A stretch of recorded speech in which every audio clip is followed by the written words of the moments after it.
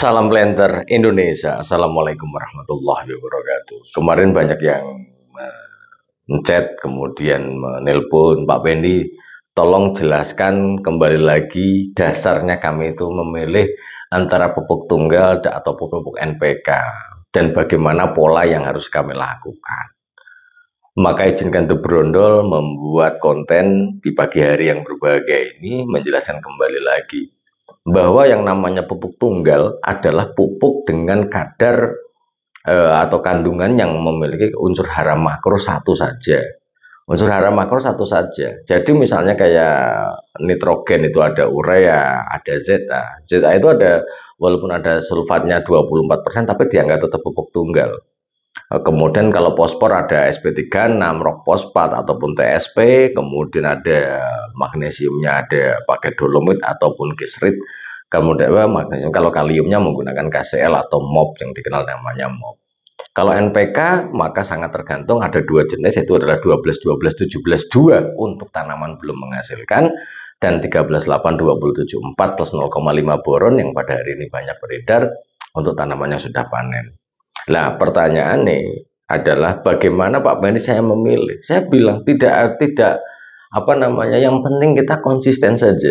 Mau pakai tunggal ya monggo, kita mau pakai majemuk ya monggo. Yang penting dikunci dosisnya. Karena memang ada rekomendasi yang menggunakan pupuk tunggal, ada juga rekomendasi yang menggunakan pupuk majemuk. Hasilnya juga sama-sama baik, akan tetapi yang penting kita konsisten.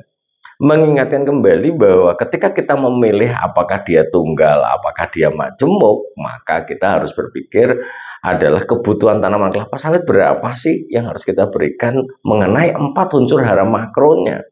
Nitrogen, fosfor, kalium, magnesium. Kalau di dalam urutan kebutuhan tertingginya kalium, nitrogen, magnesium, dan fosfor. Selama kita memberikannya dengan jumlah yang cukup, maka sebenarnya tanaman kelapa sawit akan menjadi lebih menjadi akan produktif. Karena balik lagi bahwa kayak yang namanya pemupukan itu sendiri kalau di benak The Brondol adalah bagaimana kita mengembalikan unsur hara yang dikuras oleh kelapa sawit yang dikeluarkan melalui panen, dikuras benar-benar dikuras. Karena memang kelapa sawit adalah tetap menyerap unsur hara yang diberikan dan akan dijadikan pengeluaran itu adalah tandan buah segar. Jadi jumlah pupuk yang diberikan harus pas. Kalau tidak pas ya tekor gitu. Sehingga diberikan dalam bentuk apa? Pakai tunggal ya boleh, pakai majemuk ya boleh, silakan saja. Namun kita akan menimbang kelemahan dan kelebihan masing-masing pupuk ini, apakah tunggal ataukah majemuk ini memiliki kisi-kisi yang sendiri. Saya bilang bahwa yang paling fatal kita menggunakan NPK adalah jenis NPK-nya sendiri. Banyak jenis-jenis NPK yang beredar di masyarakat, apakah dia memang berbahan dasar liat atau berbahan pembawa liat atau dia berbahan bawa polimer. Kalau yang namanya 15-15, 16-16 ini pupuk sultan, pupuk yang sangat baik sekali. Namun secara hitung-hitungan unsur haranya sebenarnya tidak direkomendasikan khusus kelapa sawit. Tidak untuk kelapa sawit. Sehingga ketika sahabat The Brondol menggunakan 16-16, maka perlu ada penambahan kalium untuk tanaman yang sudah panen. Artinya harus ada dolomit, harus ada mutiara atau 16-16-16 dan ada penambahan KCl dalam kalium dalam bentuk KCl supaya produktivitasnya akan menjadi lebih baik. 16-16 ini pupuk relatif cepat terserap oleh tanaman kelapa sawit karena dia berbahan membawa polimer yang larut 100%. Sehingga harganya cukup mahal. Tapi kalau kita menggunakan 13-8-27-4 plus 0,5 boron untuk tanaman yang sudah panen, sebenarnya kita hanya menambahkan dolomit saja. Akan tetapi reaksinya adalah berbeda-beda. Adakah perbedaan dasar Pak Pendi masing-masing pupuk 13-8-27-4? Saya bilang ada. Kemarin saya ke gudang sebuah PT yang menggunakan merek A, ada merek B, dan ada merek C dalam satu gudang. Barang yang keluar dari bocoran karung saja itu membuktikan berbeda-beda. Ada pupuk yang nitrogen yang keluarnya itu lebih cepat dibandingkan yang lain. Apakah efeknya Pak Pendi? Oke. Kenapa terkadang kita menggunakan NPK kok banyak yang sengkleh Pak Pendi? Jelas banyak yang sengkleh. Kok bisa seperti itu? Saya sampaikan, karena di dalam bahan pembawa liat ini, yang rilis pertama kali adalah nitrogen. Nitrogen akan muncul pertama kali dan bisa diserap tanaman kelapa sawit. Jika memang pengeluaran nitrogen itu lebih tinggi daripada kalium, ya jelas jumlah nitrogen yang diserap akan jauh lebih tinggi daripada kaliumnya. Berapa kali kaliumnya besarnya itu, ini akan berpengaruh terhadap sengklek. Kalau seandainya sahabat berondol kita menggunakan pupuk NPK, kok banyak yang sengklek, mungkin sudah saatnya kita mengganti NPK-nya. Jangan merek itu lagi. Karena bisa jadi bahwa nitrogen yang rilis kecepatannya sangat tinggi dibandingkan kalium yang rendah. Ini juga bisa sengklek. Lah, kalau memang sudah banyak yang sengklek ketika penggunaan NPK ini, maka sahabat entrepreneur bisa menggunakan jenis yang lain supaya tidak sengklek. Nyari yang seimbang antara nitrogen dan kaliumnya sama-sama rilis. Lah, karena kalau kita menggunakan Pak Pendi, kalau saya menggunakan tunggal bagaimana? Oke.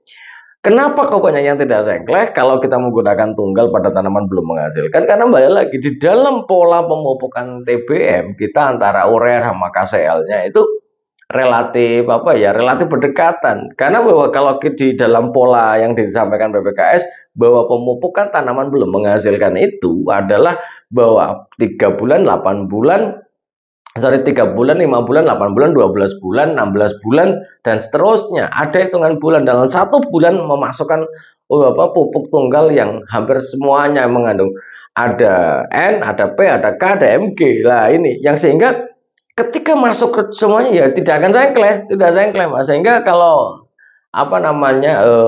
kita menggunakan yang tanaman belum menghasilkan 12 12 17 2, Pak Pendi relatif sengklek tergantung NPK-nya. Karena bahwa kalau kita melihat butiran-butiran granuler dari NPK yang ada, maka sebenarnya sekali lagi sahabat entrepreneur bahwa NPK didesain sebenarnya adalah slow release, khususnya NPK yang berbahan pembawa liat itu adalah sangat slow release. Jadi kita tidak boleh mengingkari lagi pengen mencairkan NPK ini, tidak. Kalau dicairkan kondisinya tanah liat, karena dia mengikat unsur hara yang ada.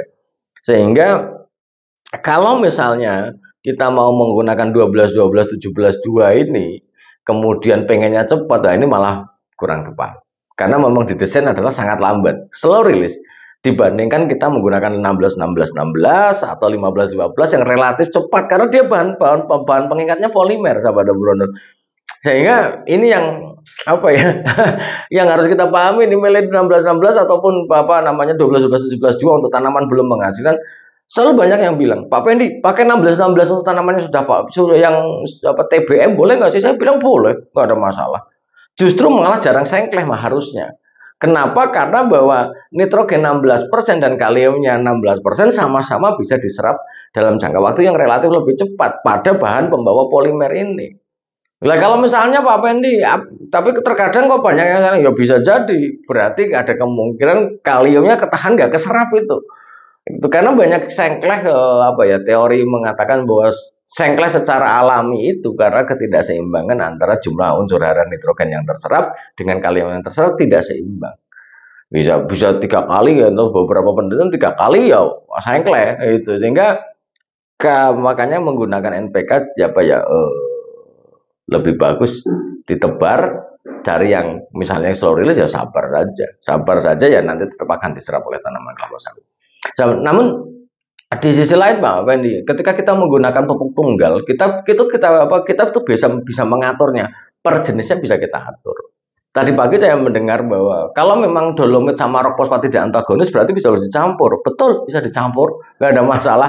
Akan tetapi karena jumlahnya besar, sehingga terjadi supaya aplikasinya itu terserap sempurna, maka dipisahlah. Penjedaan bukan berarti dia harus bermusuhan atau antagonistik, akan tetapi bahwa penjedaan yang dilakukan adalah supaya kita mengatur kepada tanaman kita supaya jangan terlalu terbebani terhadap reaksi yang harus reaksi pupuknya itu jangan terbebani. Sebagai contoh pernah saya sampaikan di konten bahwa urea sama KCL boleh dicampur, saya bilang boleh, nggak ada masalah. Akan tetapi jangan pernah dalam jumlah yang cukup besar, karena keduanya adalah garam yang mudah larut. Ketika dia mudah larut dengan kondisi piringan, dengan kondisi tanaman yang mungkin sekali lagi jika terlalu kental di dalam larutan tanah juga akan berpengaruh terhadap pertumbuhan tanaman kelapa sawit yang kita miliki. Secara prinsip tidak antagonis, tapi menjadi misalnya kayak gini. Apakah mie ayam dan bakso itu dicampur, dimakan setelahnya nggak apa-apa yang bersama? Saya bilang nggak masalah.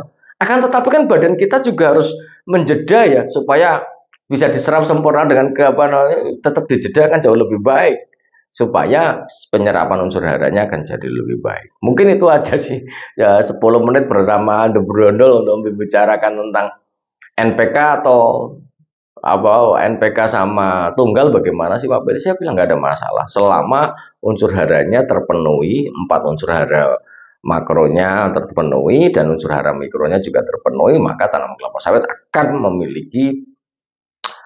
memiliki pertumbuhan yang baik pastinya. Namun ya sekali lagi ada plus minusnya yang kita serahkan kepada sahabat The Brondol untuk memilihnya, ya monggo saja. Sekali lagi NPK kelemahannya salah satunya adalah bahwa kita tidak bisa mengatur jumlah unsur haranya karena balik lagi ketika kita nambah nitrogen, fosfor ikut, kalium ikut, magnesiumnya ikut.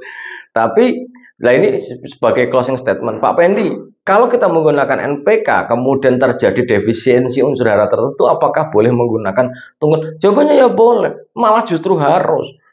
Kalau seandainya kita menggunakan pupuk K 13,8,27,4 Pak Pendi 27%, tapi masih ada kayak spot-spot oranye itu, apakah boleh saya menambah kasar? Saya bilang boleh. Akan tetapi jangan di awal cerita kita langsung nambahkan, Pak Pendi saya mau pakai 13,8,27,4 plus 0,5 boron tambah urea. Wah, berarti kita double nitrogen dong. Atau 13,8,27,4 plus 0,5 boron ditambah KCl Pak Pendi berarti double kalium. Karena kita kasih untuk penggunaan NPK ini ya dolomit dulu, kemudian baru KCl, baru NPK-nya. Jika kurang baru kita tambahin. Maka inti yang harus saya sampaikan adalah kepekaan kita terhadap melihat tanaman yang kita miliki. Bagaimana kondisinya, apakah kekurangan unsur hara tertentu yang baru kita tambahkan dengan menggunakan pupuk tunggal. Semoga bermanfaat bagi sahabat Brondol semuanya dan juga saya. Semoga Allah memberikan kesehatan dan kebahagiaan tanpa syarat bagi kita semuanya, dan salam planter Indonesia. Assalamualaikum warahmatullahi wabarakatuh.